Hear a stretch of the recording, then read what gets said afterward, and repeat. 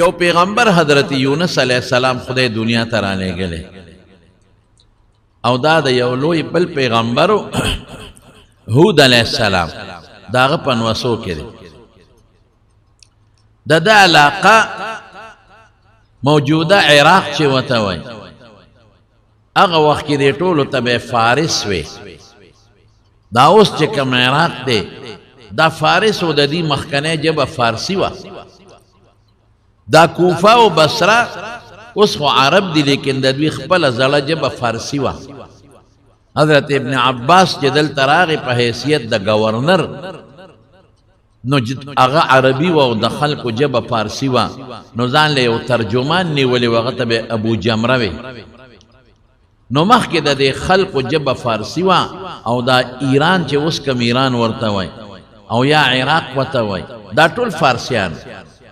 ژبه فارسي وه دا خو صحابه رالل دې علاقې ته د عراق ته او ډېر زیات په زرګونو صحابه رالل او حضرت علي رضی الله تعالی عنه خپل دارالخلافه دلته راوړه او ډېر لوی تابعین او د علم مرکز شو نو بیا د دې خلکو ژبه د فارسۍ نه عربۍ ته لاړه نو دا یونس علیه السلام هم په دې علاقه کې دې سره خوا کې لکه اوس چې څنګه کوفه یو لوی علاقه ده او بصره یو لوی ښار دی دارنګې یو لوی علاقه وه هغې ته به موسل وی دا موسل ځان یو لوی علاقه وه د یو خاص کلي نوم نو او نه د یو خاص ښار نوم او بیا د دې موسل چې کوم دارالخلافه وه او مضبوط شهر او مضبوط ښار و هغې ته نینوا وی د نینوا د خلکو آبادي څومره وه نو قرآن شریف کې الله فرمایي وارسلناه یا مئة او یزیدون د 100,000 د پاسه وه څومره وه د 100,000 د پاسه څوک 110,000 کسانو او څوک 120,000 کسانو څوک د هغې نه زیات و کم وی خو امام ترمذي رحمت الله علیه په ترمذي شریف کې لیکلی دی یو روایت یې راوړلی دی چې د دغې خلکو آبادي 120,000 دا یونس علیه السلام خدای پاک دغې خلکو ته لیږلی و د دې خلکو دین د شرکو دا مشرکان د بوتانو عبادت پې کو او تاسو ته ما وویل چې دارالخلافه وه نو دارالخلافه داسې وي لکه د افغانستان کابل د پاکستان اسلام آباد او د هندوستان دیلې دا دې کې د بار ملک سفیران هم پاتې کېږي دلته بادشاهان دورې هم کوي نو دا د پخوانه چې دارالخلافه دا قیمتي ځای وي او اعلی ځای وي دغې دارالخلافې ته چې 120,000 کم و بیش خلکو هغې ته الله پاک یونس علیه السلام چې دا د هود علیه السلام نوسی و دې له ولېږه چې لاړ شه او دې خلکو ته دین وښایه دین څه د الله وحدانیت د توحید ښکلې عقیده چې دا خلک ما یو ومني او د بوتانو عبادت دوی پرېږدي دا یونس علیه السلام په کومه زمانه کې دغه علاقه کې تیر شوی دی نو حافظ ابن حجر رحمت الله علیه لیکلی دی وایي دا د طوایف الملوکي زمانه وه وخت نشته چې اوس تفصیل درته وکړم د ټولې دنیا دور هغې په 3 قسمه تقسیموي نو د دغې د حضور پاک نه مخکې د آدم علیه السلام نه د حضور پاک پورې علاقه زمانه 3 قسمه تقسیموي نو د منځ زمانې ته طوایف الملوکي وایي زه به تاسو دومره پوهېږم چې دا د هر قوم خپل یو سردار به او ابه بادشاه لکه مثلا د تورنزو خپل بادشاه او خپل سردار مثلا د جلوب خپل سردار او خپل بادشاه مثلا د میری بدلته ځان له خپل بادشاه او خپل سردار به د قرنګي د هر قوم خپل سردار او ابه یو بادشاه د هغه قوم یو بادشاه نو د علاقې چته لوی علاقه به نو د هغې علاقې لکه نینوا پکې لوی علاقه و موسل نو د هغې به یو بادشاه نور ځای په ځای به واړه باڼه پخوا زمونږ هم داسې وه د سوات ځان له یو بادشاه د دیر ځان له یو بادشاه د چترال ځان له یو بادشاه دا زمونږ په علاقه کې داسې د بلوچستان کې د ځان له مستقل بادشاهانو د یو علاقې باولپور ځان له یو ریاست او یو بادشاه خو د هندوستان خپله غټه بادشاهي هم وه نو حافظ ابن حجر وی دا اغا طوائف الملوکی چه زی پا زی با دا وڑو کلو یو بادشاہ با او غٹ دا غٹ علاقے با جدا بادشاہ وی دا پا اغا دور کی یونس علیہ السلام تیر شوی دے یعنی دا عیسیٰ علیہ السلام نا یو سل 50 کال نوالا 372 سال قبل مسیح کی تیر شوی دے دا دغه دور نور پته یقینی نه کیږي خو حافظ ابن حجر لیکلی دی چې د عیسی علیہ السلام نه 173 سال نه چې زمانہ مخکې والی داغه نه مخکې د عیسی علیہ السلام د پیکا کېدو 150 سال پورې دی وخت تیر شوی نور عالمان وی چې نه دا د دین مخکې تیر شوی دی وی ځکه چې نینوا پشپک 190 کې یعنی لسکم وسو د عیسی علیہ السلام نمخ کے دا حلاکہ شویر دا علاقہ نو چی دا حلاکہ شو نو سنگ وطا دیر آگی یعنی دا عیسی علیہ السلام نا لسکالکم وسو 690 سال مخ کی نینوا حلاکہ شویر دا نو معلومی گی دا کہ دے کل راغل دے پا دے علاقہ کے دے دا عیسی علیہ السلام نا وسو یو سلویخ کالا مخ کے تر دا وسو یو اتیا کالا مخ کے پدے زمانہ کے قبل مسیح و تویدے تیر شوے دے اللہ پاک یو قوم تو لے گا دا صدا پارے لے گا دا رد دا شرک دا پار اگے خلقو بدا بوتان عبادت گوری اکثریت کی سمرہ پیغمبران اللہ لے گلے لی دا توحید دا خل عقیدے دا پانے لے گلے او پدے دا پا زمانہ کی مشرکین بتیرے دن او دا بوتان عبادت پکاو لگیا بو او دا خدای سره به شریکان جوړول زمون رسول الله صلی الله علیه وسلم جوړون به راغله چاله اغله د مکه خلقنا د دین د دعوت لپاره او د مکه خلقو بدا غبوتان عبادت بیت الله نگیر چا پیر بوتان په بیت الله کې دن بوتان نو دی ورغه غوی دعوت شروع چې خدای ته وګوره دا مکه وې الله یو دی الله شریک نه لري د خپل لاسونو نه کانی تراشه او سجدي او تکوي پخپل خدایان جوړوي نو چې تا جوړ کنو تعالی خیر کم دې در کولیش اغله خدا شکل تا جوړ کړ اغله خدا وجود دا پوز سترګې تا جوړ کړي او قرآن شریف کې الله تعالی فرمایي وی کوم بوت چې د ځان نه مچ نشي شاړلې نو هغه به تعالی خیر او شر د کم نه راکې خدا خلق گمراهان دي دا نا پوی دی نو اولگی یونس علیہ السلام دی قوم تے دعوت و تبلیغ شروع دقا یو تبلیغ و دا وقت کے مرکزی تبلیغ دقا یو ادا کہ اللہ یو دے گورے اللہ شرک نگر اللہ پا شرک دیر خپکے گی دمارونو پر او دا شرک مختلف اقسام دی سوک خدای لزوی گوری لکہ عیسائیان اغیب عیسیٰ علیہ السلام دا خدای زوی دے او پا بعض کارونو کی شرک سوک عزیر علیہ السلام تا دا خدای زوی وی او پا بعض کارونو کی خدای سر شریک سوک فرشتے دا خدای لونا گرزائی او سوک شرک فی صفات کئی سوک کوئی دو خدایان دیو کاریو کئی بلبل لیکن اکثریت دا غندی اکثریت ننصبا شرک فی صفات سا مطلب دا اللہ بعض خاص صفتون بندگانو لساتی لکہ دا بتاتو یو مثال در کم بچی ورکول دا خدای صفت علاج بند کولی شیطان ڈاکٹر ممدل علاج کئی طبیب ممدل علاج کئی بعض وقت با دم ممدر باندے سوک واچے بعض وقت دعا ممدل سوک اوکی خدا سے یقینی خبر نہ ردا دا اسباب و پتناظر کی دی کل با ڈاکٹر علاج کئی تالا با خدا زویدر کل با ڈاکٹر پخپل نکی کل با حکیم دل علاج کئی تالا با داغ پہ علاج خدا زویدر کل با داغ پخپل نکی کلب مولا سے ابتالا دعام کئی تاویز ساخت پم کئی کلب داغا پخپل نکی گی یعنی دا صرف اسباب دی باقی پا دے اسباب و نتیجہ خدای مرتب کئی زوی خدای ورکی بل سوکنا نو کتب اعمال خدای پلان کی نا زوی قوانم نو دا گناہ دا شرکی عقیدہ دا بیمارے نا جوڑاول دا دا اللہ پلاس کی دی ڈاکٹر با دے علاج کئی خو جوڑاول اے ڈاکٹر نشی کولے دا اسباب دی پا دے جوڑوالی کی شفا با اللہ چھے یعنی ڈاکٹر کی نا جوڑا شی دی ولی ڈاکٹر مری وہ بیمار شو مر شو کنا نو چی بیمار شو دا خپل ځان علاج دشی کولے اور پردے کولے شی لقمان حکیم تاو گو رسومرن وی حکمت خدای ورکڑے لیکن دا مرگ نہ بچ نشو یو ڈاکٹر ماتاو خائے یو حکیم ماتاو خائے یو طبیب کہ دے دا ځان علاجو کی او ځان نہ بیماری ختم کی او دے جوڑ پاتی شی سوال نہ پیدا کی اللہ سڑی مری کی پدے بیماری راشی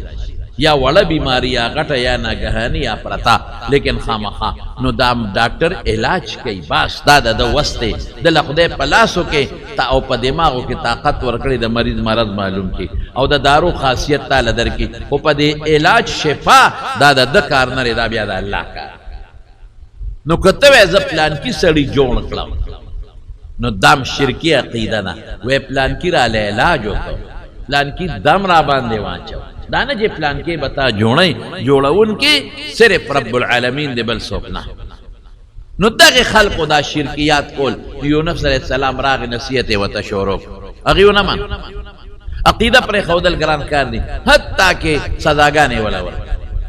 تکلیفات ولا ور خو مضبوط تکلیفات خو مضبوط سزاګانې تر دې حد پورې چې بعض علماو په واقعاتو کې لیکلي دي چې په جیل کې واچو داسې سخت جیل کې چې تنگ کوټلی چې هغه کې سړی نه ودرې دي شي نه پکې سملاستی دي شي اوس هم په بعض چیلونو کې داسې کوټې شته هغه جیل کې واچو تور تیار نه خوراک او نو به تک تور تیار تر دې حد پورې چې یو ځل د جیل چې کم داروغه دی هغه وردنه وته د دې ګورم چې د په کم حالت کې دی دی خو ما په داسې جیل کې بند کړی دی د جیل په داسې کوټه کې مې بند کړی دی کال کوټ دی چې وته وای چې په هغې کې نه رڼا شته نه خوراک شته نو اوبه شته ګورم چې د به څه حالت چې هغه سینګ ورغی او دروازه یې کوله وکړه بار تیاره او دننه رڼا بره نه وې ښه مزېدار لاټې نه وې ځان دی او ښه مزېداره رڼا جام کې وته خشته اوبه پرتې دي میوه وته پرته ده هغه حیران شو دا رڼا ده څه ده په دې توره تیاره کې بار تیاره ده او دننه رڼا ده او د اوبه ده کمې او دا خوراک ده کمې وایي هغه ذات چې کم ذات زما خالق او مالک دی کم ذات چې د تیارې او د رڼا مالک واقعي حقیقت دا دی چې د تیارې او د رڼا مالک الله دی دا څومره رڼاګانې چې تاسو وینئ په دنیا کې که د اوبو نه بجلي جوړېږي نو به خدای پیدا کړي او که دا شمسي دي د شیشو نه بجلي پیدا کېږي نو دا د نور نه او نور الله پیدا کړي او که ایټمي بجلي ګرځي نو دا چې څومره د ایټم ذرات دي دا ټول د نور نه حاصل شوي بند کا او نور بند کا چې ناراضي ز بجلي څوک پیدا کړي د دې بنیاد الله پیدا کړي وجعلنا من الماء كل شيء حي الله وی دوبونه ما ارچاله حیات ور کړی دي جون می دوبونه ور کړی دي او به خدای پیدا کړی دا غي نه به بجلی جوړ شي نور اوس کومه خدای پیدا کړی دي هغه نه بجلی جوړ شي په قبر کې خدا سره د دنیا بجلی بني دغه د کې چې تعالی رڼا درکې یو الله به دل او که په قبر کې تا ته تور تیار ده او لړمانان او تا باندې ماران ختی دي او نکیر او منکر دي او تا ته عذابونه ملاويږي دغه وخت هم یو خدای پاک تا سره وي التکرنا غواړي دا الله نه بغواړي بندې نشي درکول مالا اغزاد دارنا راکړه چې کوم الله د دې رڼا خالق دوبه مالا اغزاد راکړي چې کوم د دې وبو خالق دی او دا خوراک مالا په دې جیل کې په دې کوټه کې په دې تنگ غار کې په دې کوټه کې هغه چا راکړي دی په دې غار نما کوټه کې چې کوم د رزق مالک خو الله کولی شي سم نشته بی مریم چې کله حضرت زکریا علیہ السلام کوټه کې په جمعات کې بند کړي و قران نه وي كلما دخلها عليها زكريا المحراب وجد عندها رزقا چې کله به زکریا علیہ السلام ورننه وت روزي به پرتا او علماء لیکلي دي چې د اوړي روزي په جمع کې او د جمع په اوړي کې زکریا علیہ السلام پیغمبر وته وي مریم ان لك هذا د کمی تا په هما جلنده والے چې ابي خما سره دا خو اوړي دی په اوړي کې خو د جمع میونی دا خو جمع دی په جمع کې خو د اوړي میونی دا د کم ځای نه دی دا غي ماشوم عقیده ته ګوره وړه وا کوچنه ماشومه قالت هو من عند الله دا د الله د طرف ان الله يرزق من يشاء بغیر حساب الله چې اوغواړي شاله چې غواړي به حساب روزي ورکړي روزي پاکل نه دا كم عاقل عاقل أعيت مذاهبه وجاهل جاهل تلقاه مرزوقا أقل من سړی بی روزی به مخ کې دی به پسې اوګي بی سوالونه بکای خو خيار بي او جاهل سړی بي رزق به تاوی ګراتاوی دا خدای په لاس کې ده روزی په عقل نه ده عقل به استعماله خو په عقل نه ده عقل من سړی بي روزه پسې به منډي وي نه عقل سړی بي بے وقوف سړی بي خدای به ما ډېر مار ورکړي بهر کې خبر ده سي د مارونو او تسوي ودا الله را کړی هغه سړی پوي شو هغه داروغه ستا خدای څوک دی الله ذات شریک نه لري نو روایتو کې راځي چې هغه سړی په دغه سات په یونس علیه السلام ایمان راوړو خو غږ یې نشو کولی دا یاره او دا خو ټیک وای واقعي دا بوتان هم په خپل لاسونو جوړ کړی دي مچدار نه څوک نشي شړلې ابا مال څه خیر راکړي مخلوق کو ټول کا انبیاء دي پیغمبران کا اولیاء کا علما چر سمر دي ټول الله ته محتاج دي نو چې څوک الله ته پخپل محتاج نو طالب صدر کی دا اسباب په نظر کې به خیر درکې علما هم دې له پیدا دي چې تا ته نه غلار او خی او تا جنت ته نشي رسول اب تخپل انک لا تهدی من احببت جنت ته نشي رسول یرات الطريق زمون طالبان ویلار بده تخی نیکان خلق دی صالحین اولیاء ذکر بدر کی اغیب لگئی ستا تسکیه دا باطن دا پارا محنت بکی خو محنت بدر باندے کی لار بدا تخی نور جنت تا دی نشی رسول بتخپل اخواری کے بل محنت بکی یونس علیہ السلام لگیا دی اغی قطعا نمن او بے واہ غریب او بے واہ اب بیام لگیا تکلیف پہ والا ورکا اب ابھیام لگیو پیغمبرانو بلا تکلیفات رازی رسول اللہ مبارک فرمائی اشد الناس بلاء الانبیاء پا دنیا کے دا ٹولونا زیاد تکلیف مصیبت دا پا پیغمبر رازی ثم الامثل فالامثل بیا جو سمر پیغمبر تا نزدی دا بناوے کہ دا دمر تکلیف پا دی مولا صاحب والے راغے پا پیغمبر پا ایوب علیہ السلام پا یونس علیہ السلام راغے رسول اللہ مبارک دا طائف سفر ہو گورا سارا جسم لہو لہاں جو ہو چکا تھا ٹول وجود نبی نے روانے غاخ مبارکو گورپا احد کے شہید شوے بیماری راشی تکلیف راشی پا نیک سڑی پا عالم دا بنے وجہ دا خدا قہر و غضب دے دا ازمائش دے پا دنیا کے درجو چاہتے اللہ مرتبو چاہتے گناہ را جائی او تالا تسلی در کئی اللہ پاک کہ اے بندہ دا پیغمبر دے پا دا تکلیف تیرے گی پتا بم تیرے گی دانیک سڑے دی بیمار دے تابان دی دمونا چاہی پخپلا نا جوڑا دے پروانشتا دا ازمائش دے دنیا تکلیفات دی دا برازی طالب سوال کئی کہ خدای دل بچی ورکے پخپلا بے بچی نہیں پاغا ازمائش دے نبی طالب دعا کی طالب پہ خدای در کے سخت ازمائش پا پیغمبر لیکن دا اللہ احکامات لگیا دی چلی خلقو بکنزل ورتکول کوا خلقو بس پکے وے وائے خلقو براگیر کا بادشاہ گوندے اوبا وہو جیل کے بواچو بیا براوست بیا وطن نبو شڑو اگوی اسم نا بس اللہ احکامات کی زبتا سو ترسوں دا خود شان دے لوی دشمن دا داعی کے سوک دا دعوت دا اللہ چلے دا غرد دشمن شیطان دے بس او شیطان دا اغی خلقو پا وگونو کے باتیں اچھئی چے کم دا شیطان مر گرے اسم علماء پس خلق لگیا دے سونس پکے ہوئے نیکانو پس خلق لگیا دی سمرس پکے ہوئی کہ سوک دا اللہ دعوت چلی اغی پس لگیا دی سمرس پکے ہوئی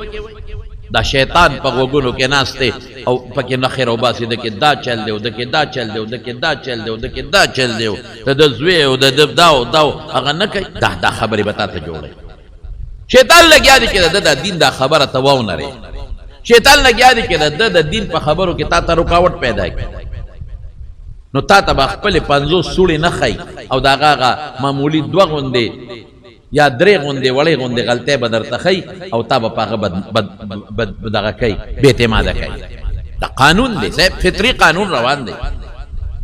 یونس علیہ السلام پسیش ار قسم تکلیفونا او کنزل او ملنڈے او ٹوکے او مسخرے او جیلونا آخرہ کہ یونس علیہ السلام تنگ شو اللہ سو کم نو ما خود لوی دعوت کو چلا ما خود غټ دعوت چلا والله که یو کس نیم زما مرګریم دی نو خدای مال خپل نشی راتلی یریږي که یو کس نیم ایمانم په ما راوړی دی الله نو خپلو کوټونو کې غارونو کې پراته دي ماته نږدې کېدی نشي که یو کس نیم تا یو منی بیا مال نه راځي یریږي الله څوک پیغمبر الله ته رجوع کړله الله وی باس تو زوس د دوی د عذاب وخراک ما ستا په جبه دوی ته ښه نصیحت وکړ تا معجزات ارس ورته وښودل سمیږي نه اوس نو چې نه سمیږي عذاب را روان دی نو په پلان کې ورځ باندې به عذاب راشي نو نه خبیدی چې درې ورځې مخونه به زیړي بیا به درې مرضوي مخونه تک سره شي بیا به درې ورځې مخونه تک تور شي او په لسمه ورځ به په دوی عذاب راشي ته دې بس زباس خبره خلاصه کم اندام چې هغه کینسر وای نو بیا ډاکټر وی پرې کاوه هغه قیمتي اندام بیا ډاکټر ته پرې کاوه قیمتي اندام چې تر وخت صابون په مګي قیمتي اندام چې په جمع کې ته جرابت آوي قیمتي اندام چې په وړي کې تاغه ایسی وتا پکې وته نسی قیمتي اندام بیا پرې کېبا قیمتي لاس بیا پرې کې قیمتي ګوته چې تا بخ کولولې اب بیا پرې کې نو چې کم قوم کافران شي او علاج نه کیږي علاج هغه اندام پرې کوي چې علاج نه کیږي نو یونس علیہ السلام رو لے گو اگر غریب بلا علاج کو خدا بے علاج او علاج نہ کہہ دو نو بیا دے علاج سچے دے پرے کول ختمو یونس علیہ السلام تے ہوا لا چلار د شپې نه پدوی باندې اوریا زرا لے یو طرف نو دبل طرف او چې اوریا زرا لے اغداسی اوریا زر نه وے چې دا د یخ باد اوریا زوی لوګیو پکې چې کوم او خيارانو ویو او یا پکې بعضی داسې وو چې هغه مسلمانانو په پټ هغه ویلکا داسې وکي وګوره یونس علی السلام شتاو ک نشتا کاغه وی خدا د خدای عذاب نه بد د دنیا حالات بعد او سره طوفان زیرا دي او کاغه د وطن اوتی وینو بیا ګوره د خدای عذاب چې معلومات یې واغښتري یونس نشتا کوته باس دې اوته چې پیغمبر یو ځای موجود عذاب نه لري رسول الله مبارک تم الله قرآن شریف کې ویلي فرمایلی او ما کان الله ليعذبهم وانت فيهم چې دې اهل مکه کې ته عذاب نه راولم خو چې ته مې ته وسې بیا ګور تماشا کا وګوره یونس وې کته نشتا باس معلومیږي دا چې دا خدای عذاب شروع او بیا سو درې ورځې اقصه مخونه تک زیړ او دې دا چې کوم یوریا دی دا د توریا دی لوګیو پکې درې ورځې مخونه سره او پوي شو اوس بس کو چې کوم مسلمانانو پکې چې کوم خيارانو پکې هغه ودا سه کو یونس پسې منډه واله خدای پیدا نکاو علیه السلام سبکو ودا سه کو د یونس الله ته چغیو مونږ ته حضرت یونس دا ویلو چې الله ته چغیو مونږ ته ویلو یو الله مونږ ته ویلو چې هغه نه غوښتنه وکړي مونږ ته ویلو د ګناه معافي وغواړي الله شابه راځي چې هغه سویلو مونږ ته په دا دومره کلونو کې راځي په هغه عمل خلق راغون شو سره د بادشاہ باروت المیدان او داسې ووتل چې ځان سره ساروي مو وستل او ساروی دا بچو نه جدا کړل بچي د میندو نه جدا کړل او خزه مو استه او خزو ته وی دا واړه ځان نه جدا کې یو چغه جوړ شو الله تعالی دا سه شور جوړ شو چې غوا او میخو ګډو چېلو بچو پسې چغه والے بچو هغه پسې چغه والے او چې دوی سره کم الکان جنکه ماشومانو هغه خپل میندو پسې چغه والے او د خلق الله ته چغه جوړ او سیوی الله تا دا چغه الله تا والا چې یا الله دا چغه والا یا الله استغفر الله من گناهونو بخنه غواړم او یو بل ته وې چې کزمون په یو بل حقونی معاف کې شابه یو بل وبخه که یو بل سنم زیاتی کړي نو هغه زیاتی او بل نه معافي غواړي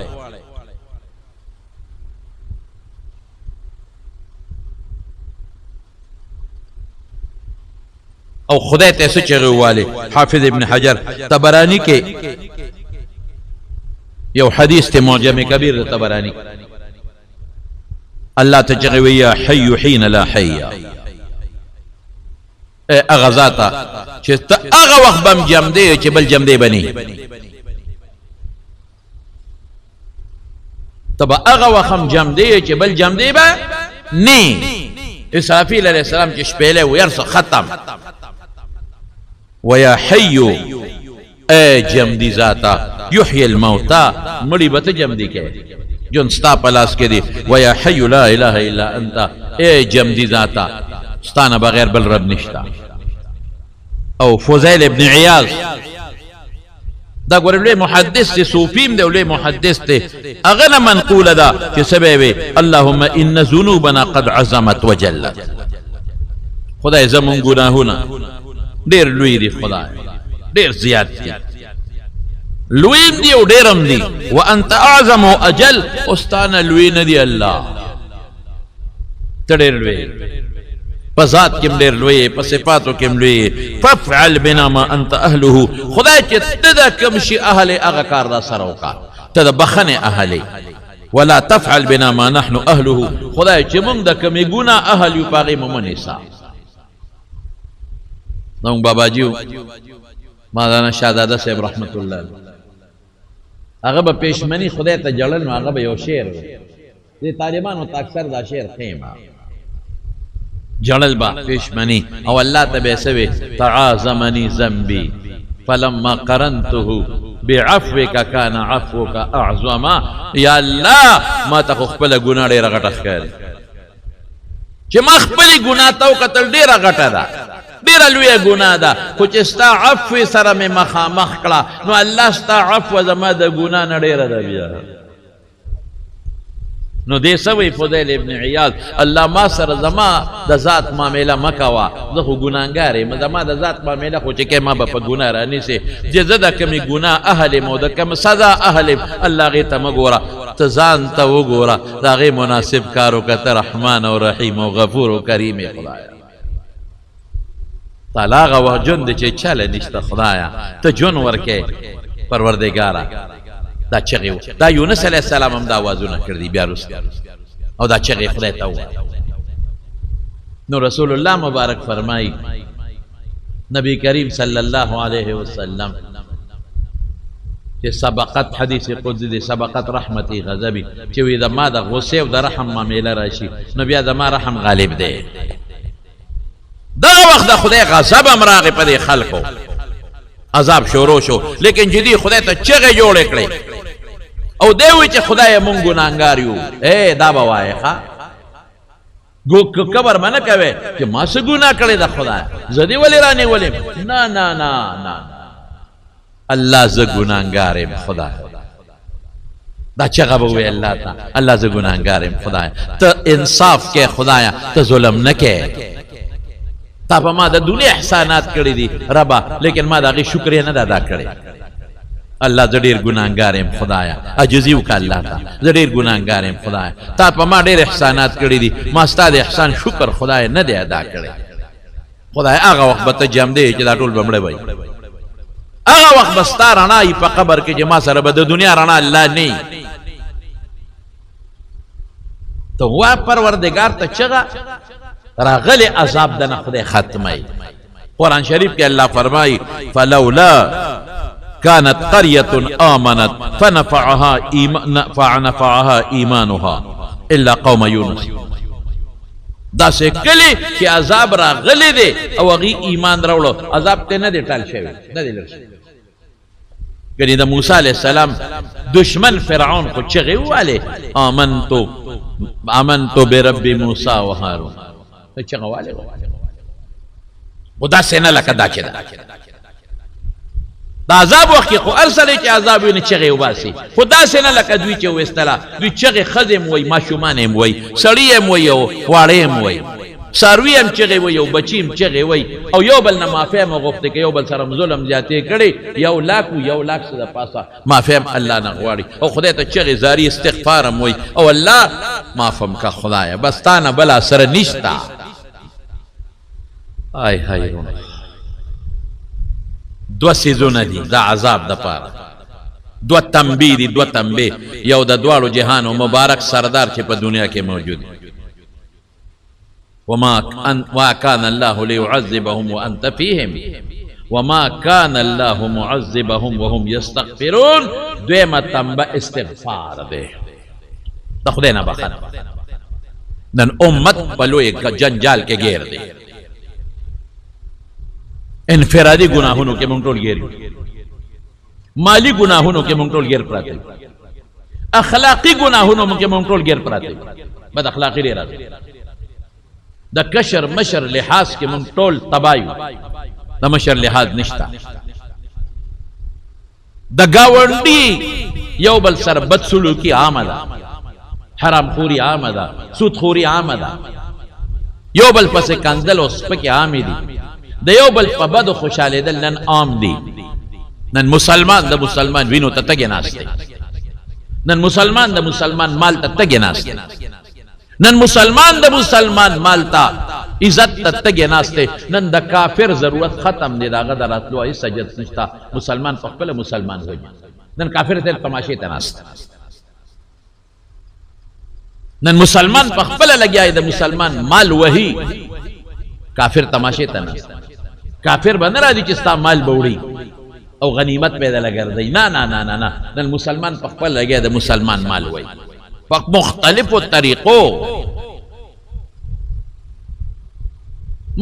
طریقو سره لګیا دی مسلمان. بار ملکونو کې ناست دی او ما واورېدل چې څه فیک اکاونټونه جوړ کړي دي او خلک لګیا دی او ډالر جمع کوي ورسره او یې تاله پیسې درکو. د دنیا مال د پاک د خلق خو بالښتونو ته خلقو ډډې والی دي چې یاره داسې پیسه به څنګه پیدا شي چې زه کور کې ناست یم، بالښت ته مې ډډه والي او ډالر یې را روانې. ولې مخکې تاسو ونه لیده مضاربت هغه کاته پیسې به خلقو اخېستلې او په مضاربت ورکړو، ډس چې ټولې پیسې لاړې. کنګال شوی کنګال. دقسې اوس مې واورېدل چې بار دنیا کې خلک ناست دي او اکاونټونه یې پردي کولو کړي دي او تا ته وایي دومره ډالر جمع کړه، تاله به دروازې دومره راځي. او که بل ملګری دې پیدا کو او ستا په واسطه هغه اکاونټ کولو کو، نو هغه به هم راځي او هغې په هغې کې به تاله هم کمیشن راځي. په لکونو نه په کروڑونو ډالرې نه ملک نه بار روانې دي. ملک بم کنګال شي او ستا جیب بم کنګال شي. हुकूमत के नाम की कोई चीज तो है नहीं चाहे पदे कंट्रोल लाओ, कंट्रोल वाला नहीं। मल गरीब से तबाश वो तबाकी की बना बार मल तस्ता पैसा रवाना था दागवी अकाउंट तरवाना द डॉलर रवानी दी हर सड़ी दान ले अकाउंट को लावई او ځکنا مال به دروازه دومره ډالر راځي او تا ته وشاب اکاؤنٹ کولو کې چې ته کولاو کې نو پاغه کې دغه کمیشن هغه چې بل کولاو کې غلم کمیشن هغه چې بل کولاو کې هغه نه کمیشن ګوره یو لشل وځي پس بل پسې ارس بلاک کی ختم بشي او کنګال به بیان دا کافر نه دا مسلمان دا مسلمان مال تناس فرضی پراپرټای به کولاو کی فرضی اس بمنی په میدان خلق غرور پیسہ خلق سره شته دا نه چې نشتا کنه وی دي خلق سره پیسہ نو بیا نو لپلاټون والم نه غنن داس چې هغه غلطو کیږي لار ته بیا کاغذونه ګرځاوا هلکه ولې ظلم کوي او زه دې مسلمان ته چې مسلمانا اوړه قانون ځان لګټاو کا مهنتو قانون ځان لګټاو کا در سره ډیر دا چلے نه درځي غریبانو فقیرانو لمسکینانو لې ورکا نو د خدای ظالمه په کروڑپتیو په ایرپتیو خلکو لې ورکه جمعات جوړ کا دا د خدای غضب او د خدای قهرونه روان دي پتا دا روان دي سه مسلمان وجني وملي دل بل ور ماشومان او مخله بچي خزي ار تباو برباد دا روان دي دا قصه دا بندیدو ولا نه ده کل یو دی کله بل دی کله بل دی کله بل دی ورشه افغانستان وګوره ورشه پاکستان وګوره ورشه کشمیر وګوره ورشه یمن وګوره ورشه عراق وګوره ورشه شام وګوره ورشه د دنیا د مسلمانانو ملکونه موږ د دې د خندا شو د دې خندا چې نن زما قران پورې خنداګانې ټوکې کوي د مسلمان ننن بے خوند او بے غیرت بل پاتې شو.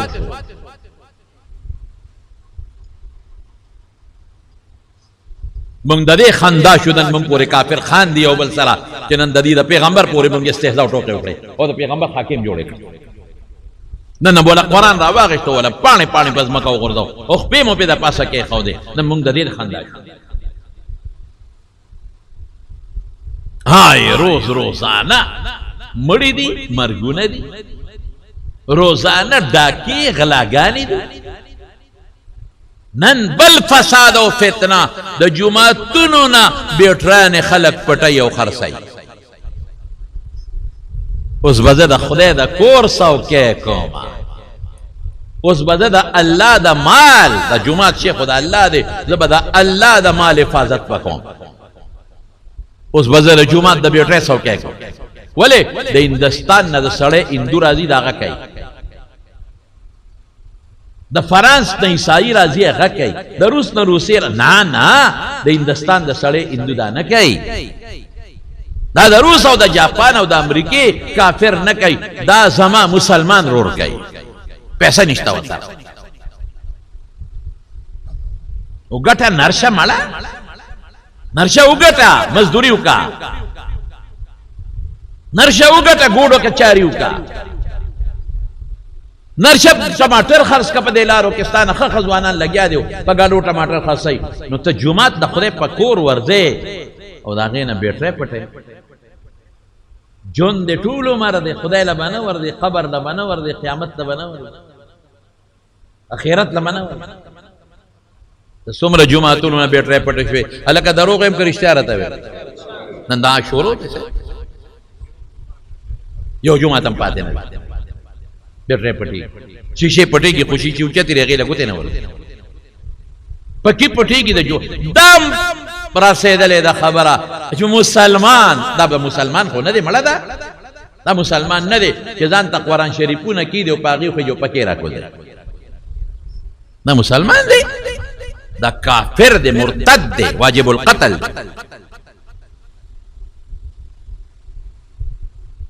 دا بیٹره چې خرڅ کی اسه تاسو نه تاسو کوما تاسو الحمدلله او خيار او کوئی خلک چې دا بیٹره دی یو سیو پچې خرڅي هغه غشتون کې ته پته لګي چې د غلا دا او کنه دا وایو شاباس هغه ته دا سړی معلوم دی چې دا غل مال روزانه وروړي هغه ته دا پته لري چې دا د غلا دا نو تی ولې تم غلا کال شوي دا ته پته نو چې دا خو د ما کاروبار دی ها زنا چلاوه کاروبار دی سود کوا کاروبار دی دمه چلاوه کاروبار دی کاروبار دی ته وای د خدای کور مونږ معاف نکا یاد وساته مسلمانان د خدای غضب در باندې روان دی دا څه پټه نه د خبره پات وګوره په خوا د کینسر مرض سورو سمره دی کورونا خو در باندې را لکنه سونه در نه وای سونه مونږ نه وای سونه پکور کې نوړو سونه بیت الله در باندې بند کړ دا غي نمخ کې زلزلې در باندې رانه دا غي نمخ کې سیلابونه رانه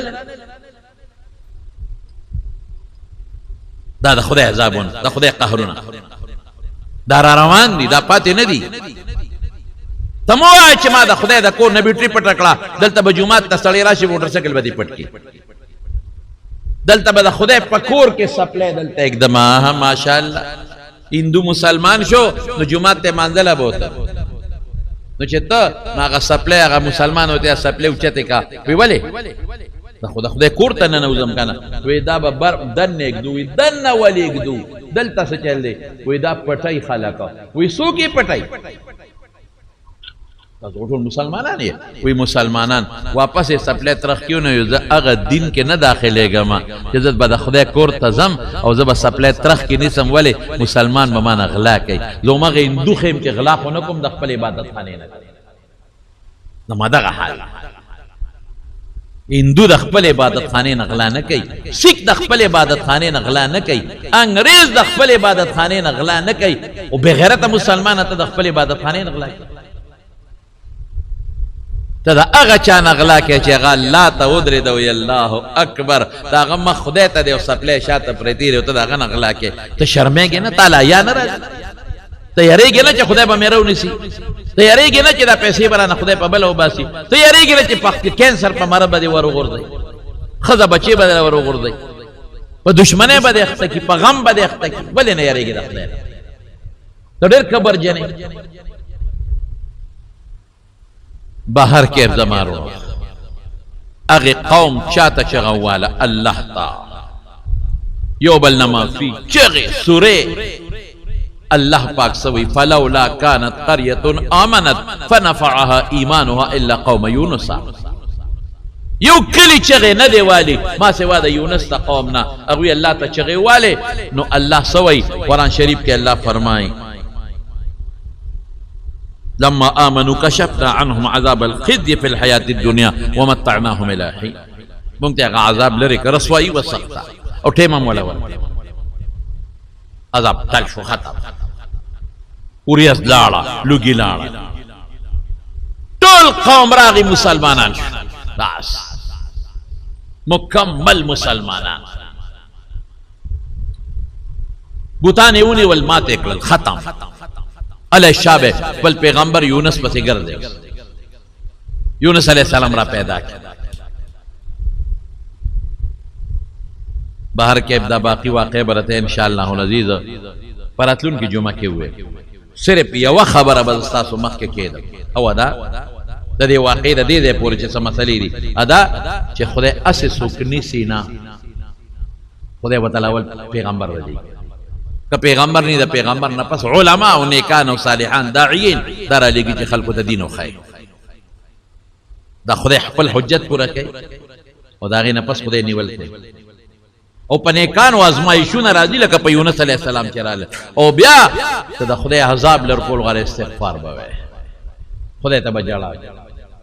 بس او بل دا چې نیکانو پورې ټوکې مکه عالمانو پورې خندا مکه علماء پر سپکه ما وای قسم په خدای چې دا ستاسو خیر خواهان دي تا د دوزخ نه بچ کول غواړي تا ته د خدای لار خی تا ته د خدای دین خی تا در جنت لار خی تک ظلم مکوي پیغمبرانو سره دا شی ویل عذاب بموي تبا بشه بیا ککړی می استغفار وای معافي وغواړي بخنه وغواړي د خدای نه او جاړي الله تعالی خدای زاریو کې د تهجد وخت پښمنی خدای په جړه ډېر خوشاليږي خدای ته وځانه زاریو کې فریاد او استغفار وای نو استغفار چې وې راغلی عذاب په خدای ختم نور واقع برته ان شاء الله آینده جمعه بیان د حضرت یونس علیہ السلام متعلق دو سالور خبره میں 13 جمعه کې درته ذکر کړې ماوی قوم الله توت او الله ته چغه والنو الله پاک د قوم توبه قبول کړه راغلی عذاب د قوم نه الله لرکو فلولا كانت قرية آمنت فنفعها إيمانها إلا قوم يونس الله قرآن شریف کے فرمائی چې په کم کلی دا الله عذاب راغلی دی ما دا اغا کلی نا عذاب بیا نه دی واپس کړي په عادیانو عذاب راغی تبا میکړل په سمودیانو عذاب راغی تبا شو د لوط علیہ السلام په قوم عذاب راغی تبا شو فرعون او داغه په لخر عذاب راغی ډیر چغي واله خو چغو کارو نه ک تبا میکړل صالح علیہ السلام په قوم عذاب راغی ډیر چغي واله خدما په رحم را نغه رحم می په نک او تبا میکړل صرف د یونس علیہ السلام قوم چې ما ته چغي واله او توبه وستلا ایمان راولنو ما معاف کړل ما د 13 جمعه ویلیو دینه دا معلومیږي دا الله عذاب اس ناراضي مونږ الله خپکو نو الله غصه شي دا الله رحم په خپل غصه غالب دی کم ځای چې د غصه او د رحم مسله راشي الله بیا غصه نه کوي، الله رحم کوي. ومونږ الله ډېر خفه کو، دا الله فرشتې خفه کو، دا الله کائنات خفه کو. دا کائنات خیرې کوي بیا مونږ ته، دا ځمکه مونږ ته خیرې کوي چې ظالمه په ما ولې ګناه کوي. دا اونې بوټي مونږ ته خیرې کوي چې ظالمه زما لاندې ولې خدای خفه کوي. او دا بوټي دا ټولو باندې چې دا عذاب راځي زمونږ د وجې راځي، دوی جاړي خدای ته. نو یو کلی چې عذاب راشي، یو قوم عذاب راشي، پکار دی چې دی الله ته رجوع کی او دی استغفار وایي. وما كان الله ليعذبهم وهم يستغفرون. الله وی چې څوک استغفار کوي او ما نه بخنه غواړي او معافي غواړي، دا نه تباه کو. مونږ استغفار نشو ویل، مونږ د خولې نه دا نشو ویستی چې یا الله ما معاف کا. ګناه کو معافي نه غواړو، زیاتی کو په مخلوق معافي نه غواړو. استغفار نه وایو، د بخنې سوال مونږ د الله په دربار کې نه کوو، دا خو مونږ سرکشه شو کنه. دا قوم نه الله عذاب ختم کو. او یونس علیه السلام خو د قوم نه وتی و، الله ورته ویلي و چې درې ورځې به مخونه سره شي، بیا درې ورځې به د دې مخونه بلاول درې ورځې زیړي، بیا به سره شي او بیا به تور شي، او په لسمه ورځ به عذاب راځي. لس ورځې تېرې شوې، د عذاب آثار یې ونه لیدل. یو شپونکي و ګډه چیلی ورسره مې را روانو، یونس علیه السلام ته تپوس وکړو د کوم ځای نه رالې؟ وی د نینوا نه. وی د نینوا خلک څنګه دی؟ وی ښه خوشحاله. یا لکه ته کله رالې؟ زه چې پرون راووتم یا بل ورځ راووتم. نو هغې ورځ باندې څه تکلیف ویسم، کلی خوشحاله آباد، خلک خوشحاله، څه ناشنا څه قصه پیسه اسم نشته.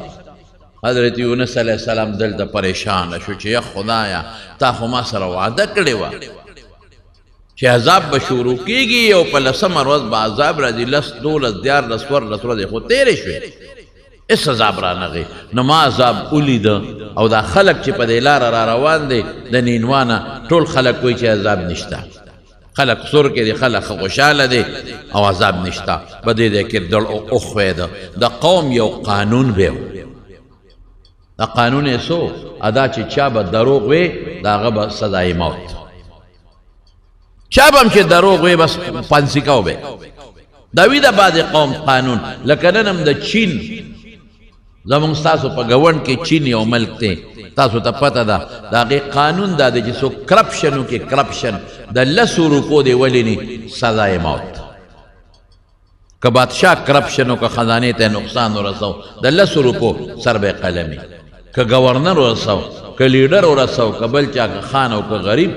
نو سر به قلمي. بس دا د هغوی خپل قانون دی. د ملک خزانې ته به د خپل جیب په نظر ګوري، لکه څنګه خپل جیب د پیسو حفاظت کې دارنګې د ملک د خزانې حفاظت پم کې. نو ورشه وګورئ څومره ترقي وکړه. څوک خو د حکومت 60 روپۍ ووایي، څوک خو د حکومت 10 روپۍ ووایي، څوک خو د حکومت د احکاماتو یو منټ نافرماني وکړي فوراً سزا، او داسې سزا هم نه سرکټ. څوک خو د حکومت خلاف مظاهره وکړي او رو دی چې د حکومت کې دا چل دی فوراً پہ گولے وری او ملیامیٹ ختم. ورشه څونه ترقي وکړه. په میاشت کې د سلور چته بلډینګ جوړای، ټوله دنیا نه ننخطر. او چین په دنیا ورمات ته د چین دومره مصنوعات ته که سعودي کې ګرځي د چین شی برته ملاويږي، که جاپان کې ګرځي د چین شی برته ملاوي. موږ ټول د ملک په خزانه نختی. ار یو سړی بل ته ګوت نیسی ځان ته یېر دی، ار یو وی د خزانه خوانه تام خوړلې ده. که ته پې کېناستې قسم په خدای چې د ټولو نه غټ ښامار دی، د ملک خزانه ټولو لوټ کړه. دا بار چې لګیا دی او دا په سویزرلینډ کې او په جرمني کې او په دوبۍ کې او په ابوظهبي کې او په ملیشیا کې او په لندن کې او په امریکې کې بلډینګان جوړېږي. دا د پاکستان د تماکو په پیسو نه جوړېږي، دا د غنم او د جوارو په پیسو نه جوړېږي. دا چې د 1500 جرب ځمکه وي او 1000 جرب ځمکه دې وي او ټولې پکې خرمانې ولوچې کرلې قسم په خدای که په دې مدنې جوړ کړي دا په تجارتونو نه جوړیږي چې ته دلته کې دکانداري د شروع کړې ده او ته تجارت کې او ما په دې باندې په لندن کې د اربونو روپو بنگله واغشتا والله که دا په دې جوړ شي دا که ستا په سوونو جربو ما هم زمینداري کړې ما هم ځمکه کرلې ده تاسو هم زمیندار یې تاسو هم دلته ناست تاجران یې ځای که نه د کور نه دویم کور جوړ کړی که ډېر تجارت چې وکړې پراپرټۍ تجارتو کې بلو کې ځان له به یو کور جوړ کړي دوه کوره به جوړ کړي درې کوره به جوړ کړي خو په پاکستان کې دننه ته په سویزرلینډ کې نه شي اخیستی ته په لندن کې نه شي اخیستی ته په جاپان کې په جرمني کې نه شي اخیستی ته په دوبۍ په او په ابوظهبي کې ځان له کور نه شي اخیستی دا په بار ملکونو کې چې ځان له بلډینګان اخیستي او دا غټ غټ فارم هاوسونه جوړ کړي ځان له او په بار ملکونو کې لس چته بلډینګان دي او په اربونو روپۍ اخلي دا ټول د پاکستان خزانه ده چې د ظالمانو لوټ کړه او تباه کړه ټیکسونه زمونږ نه وصولیږي مزې پې دوی کوي نن تیل ګران شو نن اوړه ګران شو نن پلانکې شی ګران شو نن پلانکې شی ګران شو هغه وخت چې ستا د ملک په 300 روپۍ به حج و په 1954 کې زمونږ باباجي مولانا شهزاده صاحب رحمت الله علیه حج له تللی دی په 1954 کې 300 روپۍ لګېدلې دي 6 میاشتې تېرې کړې 6 میاشتې یو ورځ هم نه 4 ورځې نه په بحري جز کې به تلل او راتلل به 6 میاشتې تېرې کړې دي دا 6 میاشتې حج مو شو قرباني م پکې وشوه هلته بلډینګ کاری یم وه هلته روټۍ مو 300 روپۍ لګېدلې دا ژوند ورشه وګوره په 1991 کې تاریخ وګوره 20,000 روپۍ حج په 1997 کې 52,000 روپۍ حج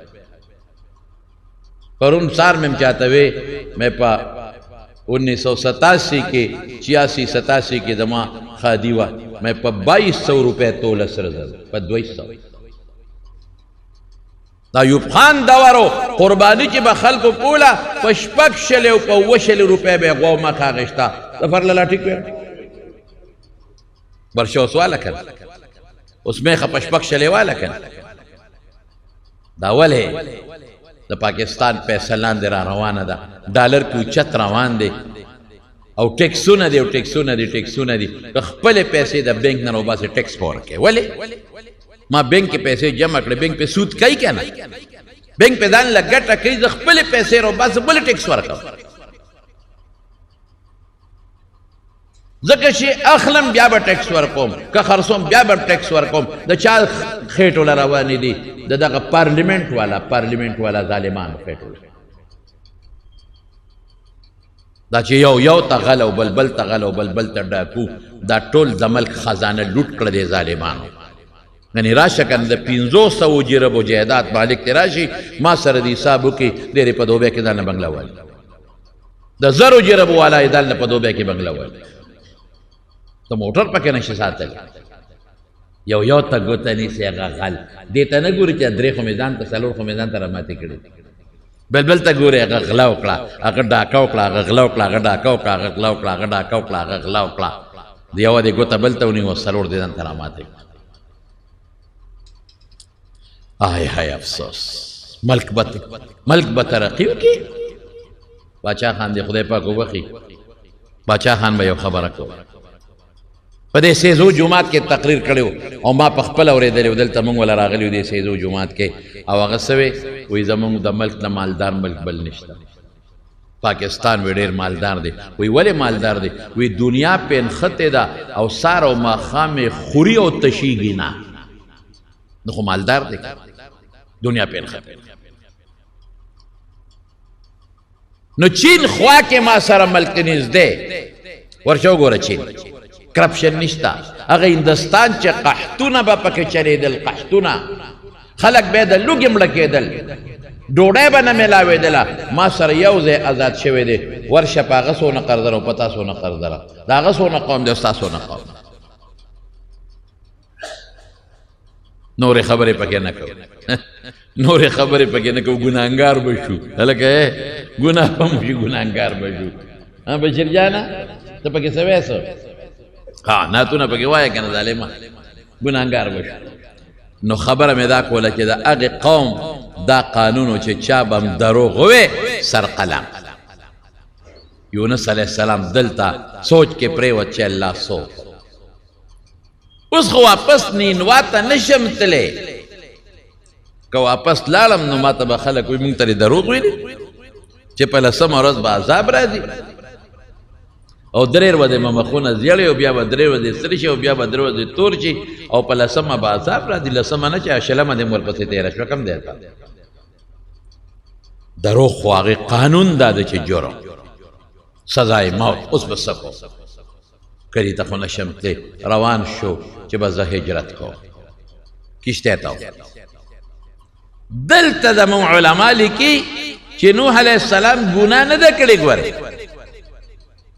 پیغمبران د ګناه نه معصوم دي پاک دي لیکن یو کار ته وشو چې الله سره مشوره ونه کړه چې الله تا خو ما ته ویلو چې په لسمه به عذاب راځي لسو پسې خو نورې م ورتېرې شوې عذاب رانغې الله څوکم و عذاب ولې رانغې دا مشوره د الله سره ونه کړه او کشتۍ ته لاړ روان شو نو الله دلته خفه شو غصه شو چې ته خو ما دې قوم له لېږلې وې دعوت و تبلیغ دپاره او زما په حکم به اوس هجرت کې چې ما درته نه ویلې ته ولې د دې قوم نه لاړې ټیک شو عذاب راته ما راته ووایې د بار ته وځه د بار ووتې نو بس که نه بار ووتې ما سره اوس مشوره وکړه چې د قوم باندې عذاب ولې رانغې واپس زه څوکم دا مشوره یې ونه کړه او کشتۍ ته وخت نو په دې الله له غصه ورله دا یاد وساتئ زما ورور ګناه نه ده لیکن د الله او د پیغمبرانو جدا معامله ده او د الله او د نور مخلوق جدا معامله ده زه به تاسو له د هغې مثال درکم زما یو زوی دی یا یو خاص خادم نوکر مې دی هغه غلطي وکړي زما به هغه سره جدا معامله او یو میلمه دی او یو عام سړی دی او زما بیټک ته راغی او غلطي وکړه هغه سره به جدا معامله عام سړی بیټک ته راغی میلمه دی یا ګاونډي دی نو که هغه څه غلطي م وکړي نو زه به پرې خاموش شم ولې خفه نه شي خو که زما زوی غلطي وکړي زما خادم غلطي وکړي نو ماله به غصه راځي چې تا ولې داسې وکړه نو د الله او د پیغمبرانو جدا معامله ده او د الله او د عامو بندگانو جدا معامله ده نو دلته الله له غصه ورله ګناه نه ده ګناه خو به اله وي چې الله منې کړی وي چې مزه او دې تلی وي ګناه خو به اله وه چې الله ورته وي ما سره به مشوره کې او د مشوره نه وکړي ګناه خو به اله وه چې الله ورته وي چې د ما ره تپوس نه بغیر کشتۍ ته به نه خېږي او دې ختلی و داسې نه دي کړی مناسب داسې وه ما څه ووایي مناسب داسې وه چې الله سره مشوره کړې وې او ړکې کم سوچ و چې دی لر کړې وې حق یې ونه کړل که دا ذوق هم نو ما ته په الله نه قهرېږي ما ته نه غصه کېږي خو پیغمبران خو د الله مقرب بندګان دي نږدې بندګان دي هغه خو الله ته ډېر خوښ دي او د الله نه حکم راځي مخلوق ته رسوي هغه ته غصه کېږي هلکه مونږ څونه ګناهونه کوو الله وایي دا مه کوئ مونږ یې کوو مونږ خدای ونیو نه مونږ ته وایي دا ګناه مه کوه زه کوم زه خو یې د کوره ونه ویستم ما ته وایي دا ګناه مه کوه زه کوم زه خو یې د باغه ونه ویستم ما ته وایي دا ګناه مه کوه او زه کوم زه یې نه د باغه وویستم نه د کور نه نه د وطن نه او آدم علیه السلام ته ویې ګوتې مه وروړه هغه یې وړې هم قرآن شریف کې الله فرمایي په نسیه د آدم نه هیر شو ولم نجد له عزما او سپخه اراده نه و یېرې وه او هغې د باغه را جنت راویسته کړه پیغمبر سره جدا معامله ده عام امتي سره جدا معامله ده پیغمبر که لږ هم داسې کار وکړي چې ګناه ني خو د خدای د شان سره مناسبت نه لري رانیسي کشتۍ ته وخته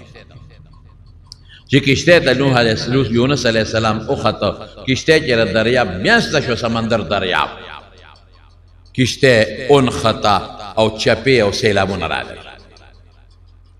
د هغه علاقې قانون بدو چې کله به کشتۍ داسې په چپو کې ګیره شوه نو هغې به وې څو غلام د خپل مولانا مالک نه تښتېدلی هغه ځان وښایه نو هغه مریی به دریاب ته وغورځو باقي کشتۍ به بچ شو دې ته من عجایب قدرت الله وایي د خدای د قدرتونو عجایب لکه زه به مثال درکم چې تاسو پوه شئ بعض وقت کې د انسان عقل پکې کار نه کوي یاجوج ماجوج با چې دا مخلوق د ځمکې مړه کي نو دی به غشي اسمان ته وړي نو رسول الله صلی الله علیه وسلم فرمای هغه غشي به د اسمان نه په وینه سره واپس راغورځي نو دی به څه وایي وایي د ځمکې مخلوق مونږ ختم کړل چپم کړل مړم کړل او د اسمان هم مړه کړل نو اسمان کې دوی څوک وویشتل دا غشي ولې سره راځي د وینو ډک دا د الله قدرت دی هغوی ته یو شی ښایي بیا د نیل دریای نیل د دې مصر د قاهرې په منځ کې دا دریای نیل تللی زه ورته تللی ډېر عجیبه دریاب دی داسې دریاب دی لکه زمونږ د نوخار دا سیند چې دی داسې دریاب دا به کال کې یو ځل اوچتېده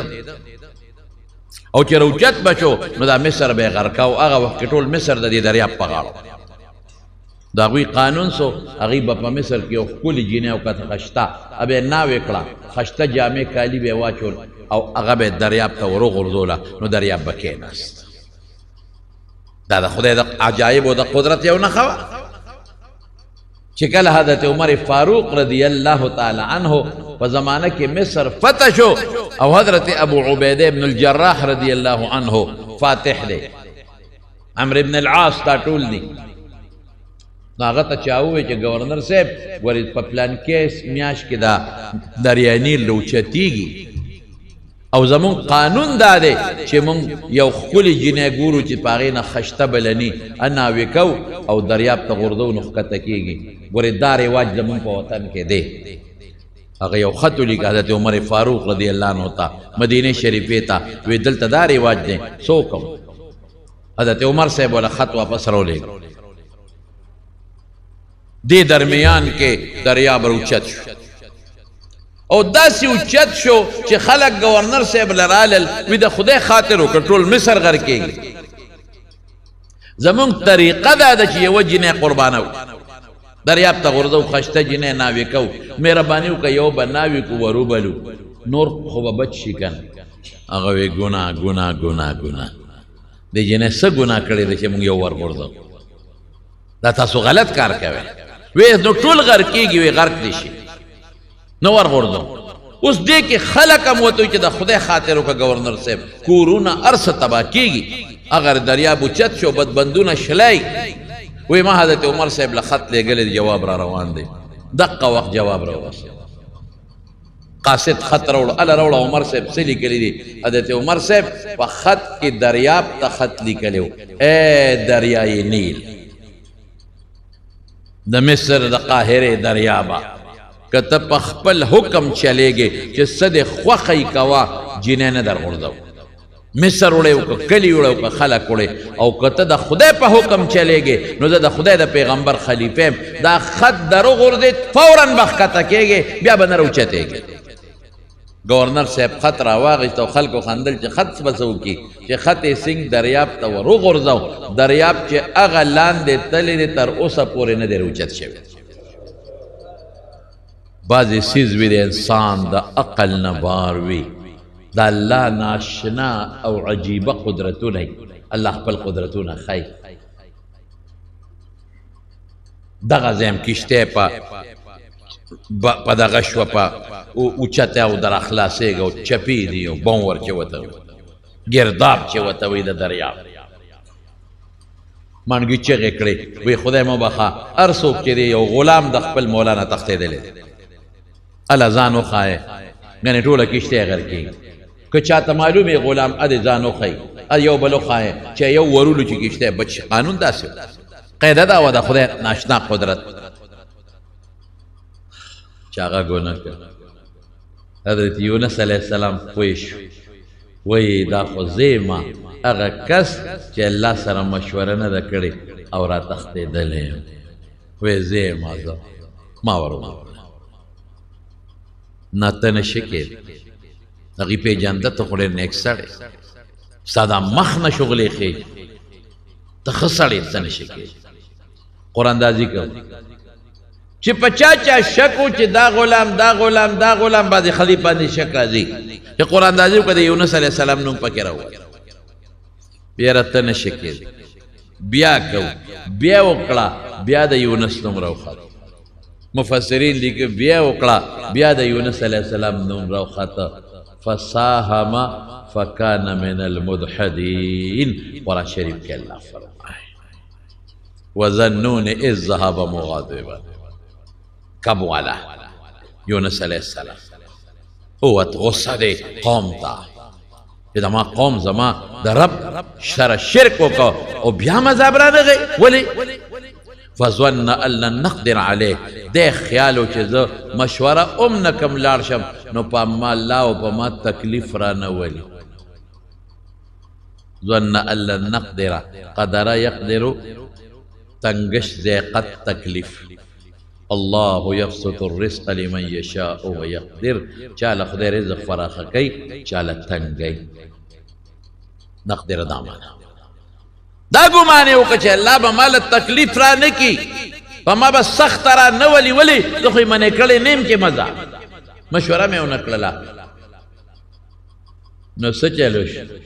فنادا فی الظلمات ان لا اله الا انت سبحانك انی کنت من الظالمین فساهم فکان من المدحدین دریاب ته ورغورځو او سو کوئی پخپل چې تاسو ټول غر کېږئ ما ته ځان معلوم دی زه د نوتم د کشته بچ کېږي پخپل ویټو فالتقمه الحوت وهو ملیم قرآن شریف کې الله وی یو غټ کب ته الله حکم وکړ اله شاب ځان ورساوه چې دې نه غرق نشي هغه خلواز کړه او یونس علیه السلام الوقت تیر که فالتقمه الحوت کب تیر کشته بچ چې کب تیر کا ورکی په دریاب کې سچا کر سمندر دریاب کې خ مضبوطی چکرې ولا ورکړي بعض علماء وی 15 ورځې د کب په ګېډه کې او څوک وی یو 100 ګنټې څوک اور ورځې یادوي او بعض مفسرین 40 ورځې یادوي 40 دن د کب په ګېډه کب چکر لګیا دی ورکوي ګرځي بعض مفسرین لیکلي دي چې د کب دا سرمن الله لکه د شیشې غوندې د تکړه چې د دریاب دا ټول ارسوي د حیوانات وي دا چکر او ما خو تاسو ته تیر ځلوي چې بعض کبان په دریاب کې غټ کبان نشته غټ غټ کبان دي پکې سیب ما یو تاریخ لیکه دا میانو کبانو متعلق نو دا دو قسمه کبان دي په دریاب کې غټ یو ته شارک مچھلی وای یو طویل وای دا ویل کب یو 150 ټنو پورې وی 150 ټن او د اوږدواله 125 فټ یو 150 فټه دا اوږدي او تاریخ میں کہتا ہے وجیبہ لکھے دا کہ په 1992 کې 1992 کې د آسټرالیا یو کافرو ټوران سي نوم یو ټوران سي ماهیګیرو دا کبان به نیول اغا یو ویل کب اونیو خله کې اونیو اتګینټه دا کب په خله کې وسو اتګینټه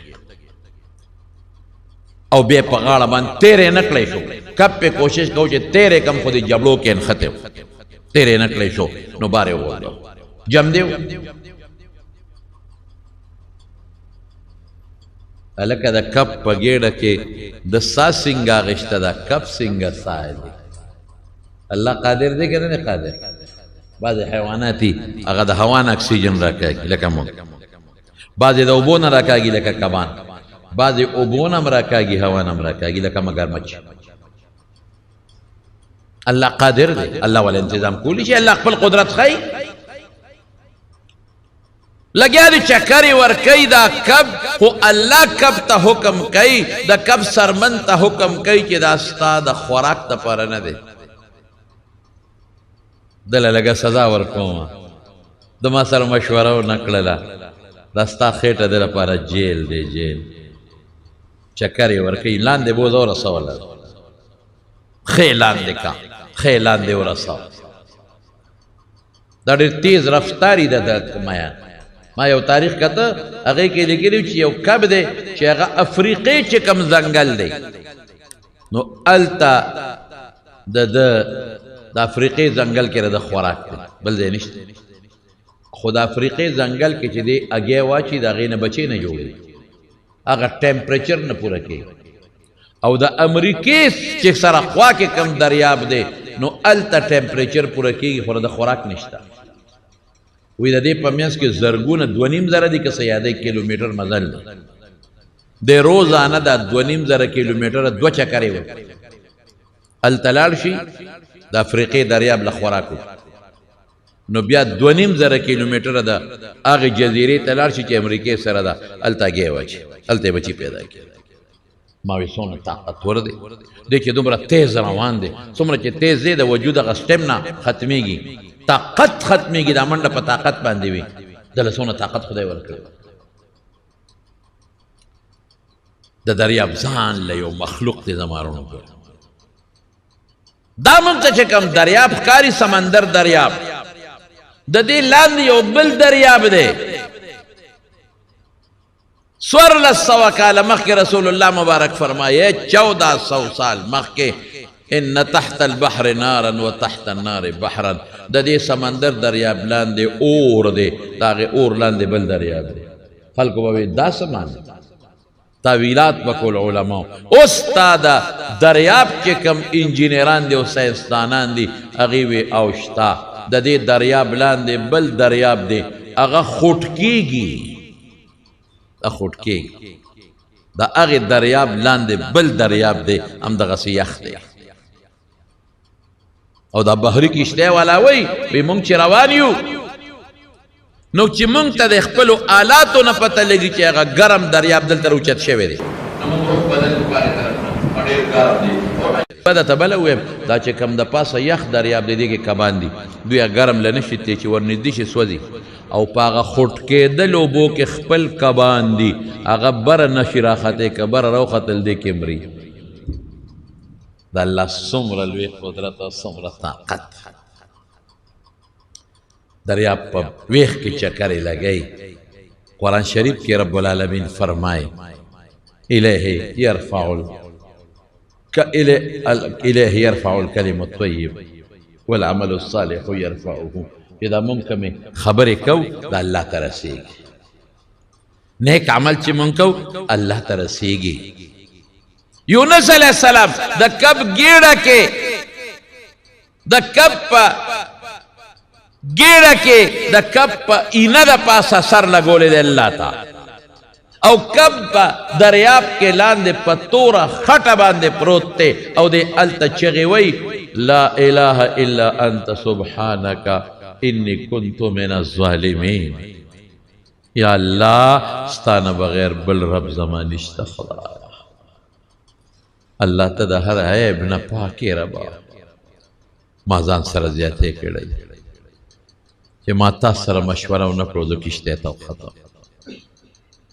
لا اله الا انت سبحانک انی کنت من الظالمین او په ډېر عاجزۍ او په سلګو د کب په جګر باندې بعضې مفسرینو لکه خازن لیکلی دي تندې لګولی دی الله ته چغې وایي هلته چې کومې فرشتې د الله د عرش نه تو دي د الله د عرش نه تو دي هغې الله ته وایي الله یو ډېر د عاجزۍ اواز را روان دی الله څوک بې کسه دی بې څوکه دی داسې معلومیږي لکه چې چا وله په دې مری زور کړی وي او چا رانیولي وي او بیا هم تا ته چغې وایي الله هر څوک چې دی خدای دا څوک دی الله کم ځای دی پروردګار ډېر په بې کسۍ او بې دردۍ باندې ستا تسبیحات وي چغې را روانې اواز نه پته لګي هغه ځای نه څوک اواز کوي د بدماشۍ د اواز هم پته لګي او د غریبۍ او د عاجزۍ د اواز هم پته لګي او دا روان دی الله داسې ځای کې هم ستا نوم څوک لي خدایه لکه چې چا مری نه څوک نیولي او تا ته چغې وایي ډېر بې کسه بې سوکه هر څوک چې دی خو خدای ډېر بې کسه بې سوکه دی ربه دا به څوک وي الله وایي دا زما پیغمبر زما بنده یونس دی یونس ما رانیولی او د کب ګېډه کې مې وله جیل جوړ کړی دی او دې وخت کې د پلانکي دریاب په ویښ کې کب په خټه پروت دی او د خپل تندې د کب په اینه لګولې دی او ما ته چغې وایي داسې وخت کې ما یادی لا اله الا انت سبحانک یا الله ستا نه بغیر بل رب نشته ستا نه بغیر بل خلاصون کې نشته الله ستا نه بغیر بل حفاظت کون کې نشته سبحانک دې لازمي معنا کوم الله د هر عیب نه پاک تاکي عیب نشته خدای انی کنت من الظالمین زیاتې ما کړې هلته لګیا دی چغې یونس دی فرشتو چغې کړې الله ته یا الله معاف کا خدای داسې وخت کې خو انسان سره د خپل ځان غمي او دغه وخت کې هم دې ستاس تسبیحات وایي الله معاف کړه الله سو زمارونو خدای ډېر رحیم دی ډېر صبر کوي خو چې کله غصه شي که نه د خدای د غضب سره هم څه شی برابر نه دی بیا زما رب څه وایي فلولا انه كان من المسبحين للبس في بطنه الى يوم يبعثون کچرته د زما د تسبیح نه وي چې زما په علم کې څومره زمانه د څومره هغې پورې به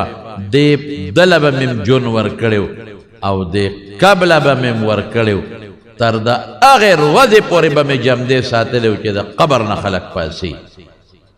او دا به ټول عمر په دې جیل کې پروت خو زما تسبیحات یې شروع نو الله کب ته حکم وکړ ذره زبر ته دې غاړه کې وغورځاوه فنبذه بالعراء یو خالی میدان کې وغورځاوه معاف الله تکلیف وخت کې پته ولګېده چې الله یاد کا چې جیل کې پروت الله یاد کا فریادونه وکړه چې په مصیبت کې ونښتې خپل رب یاد کا چې پریشانی را خپل رب یاد کا چې بیماری را خپل رب یاد کا چې غلطی دې وکړه والله راونیولې خپل رب یاد کا بغیر د خپل رب نه قسم په خدای که زمونږ بلا سرای زمارونو ګورې نه به د زوی په کار شي نه به د لور په کار شي نه به د ښځه په کار شي نه به د خاوند په کار شي نه به د دوستان په کار شي نه به د پیسه په کار شي نه به د کلاشنکوف په کار شي نه به د ځمکه په کار شي نه به د بادشاهي په کار شي که په کارېږي دی زما خپل رب به زمونږ په کارېږي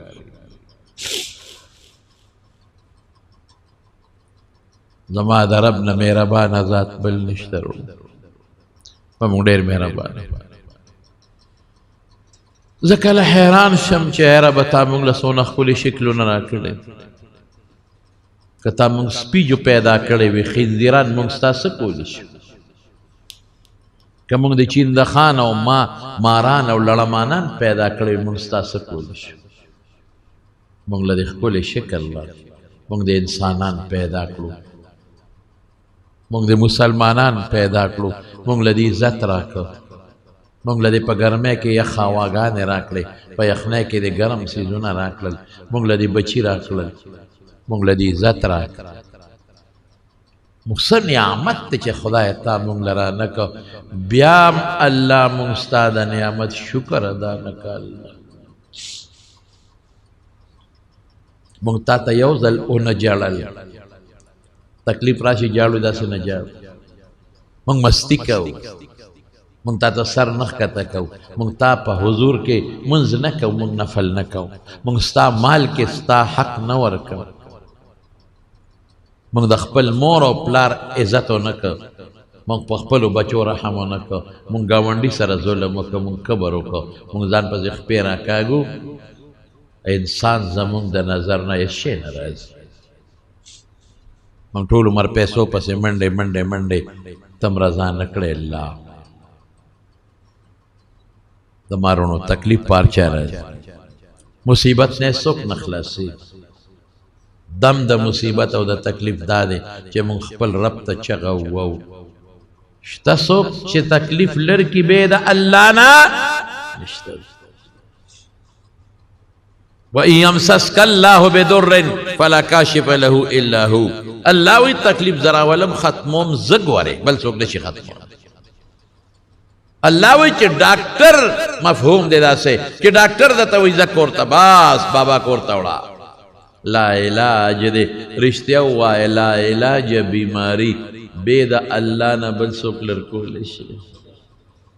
ډاکټر اخره کې تا ته وی بس دا بابا یو سیخه بس نور الله نه غواړی نو که خدای جوړ کړ. آی های اوس الله را یاد شو او الله م وی ګورئ وی چې ګیر شي نو بیا الله ته چغې وی، او چې کشته اونخلي نو بیا الله ته چغې وی، او چې تکلیف راشي نو بیا د هر څه یېري بیا ما ته چغې وی. نو رسول الله مبارک فرمایي ای بندګانو چې تکلیف کې او بیماری کې ورته چغې وهې نو دې نه مخکې ورته ووهې چې نه راولي کنه. آی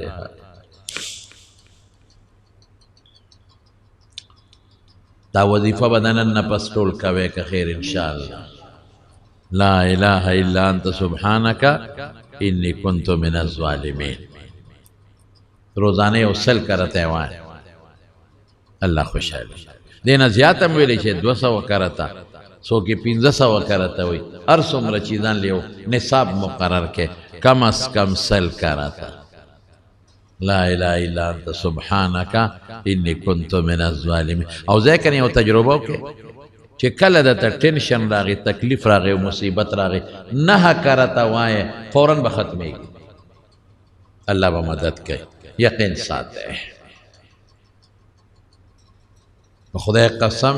چې زما رب ډېر مهربان دی. ما ته وي داسې وکړه نو مونږ نه کوو که نه مړه مونږ څه بې خونده یو که نه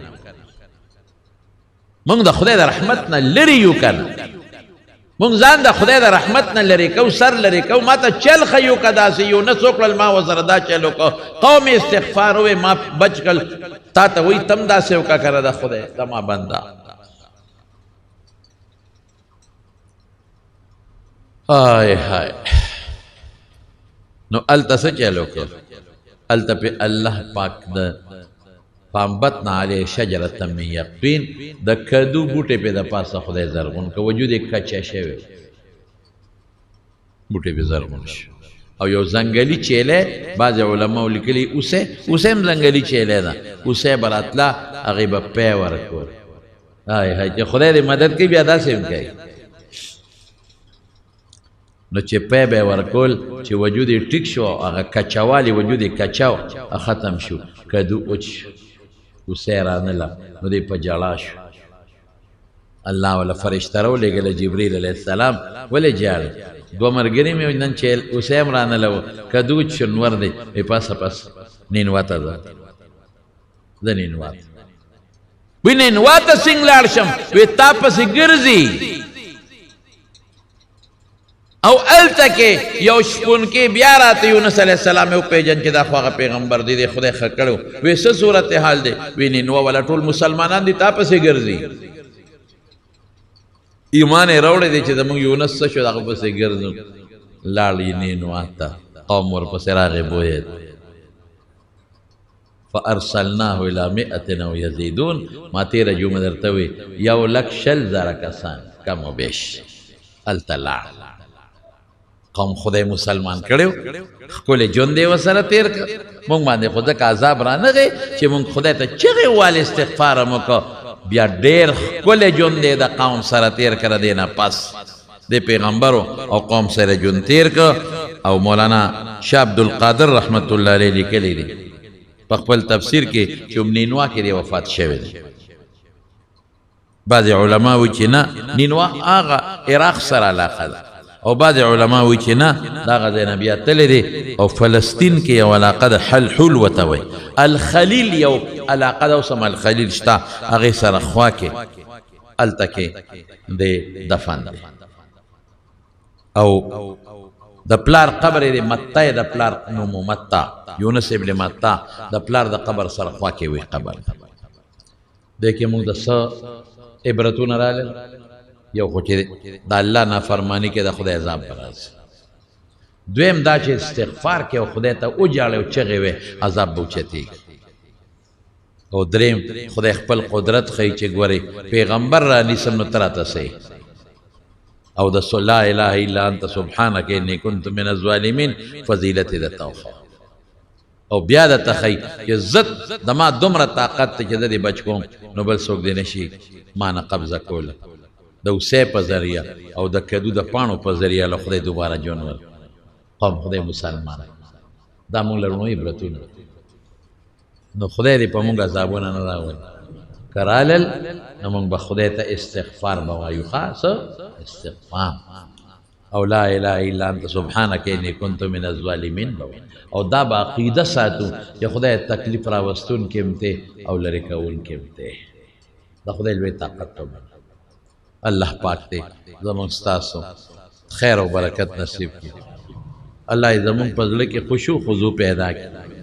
الله یې زموږ په زړه کې خپل رب سره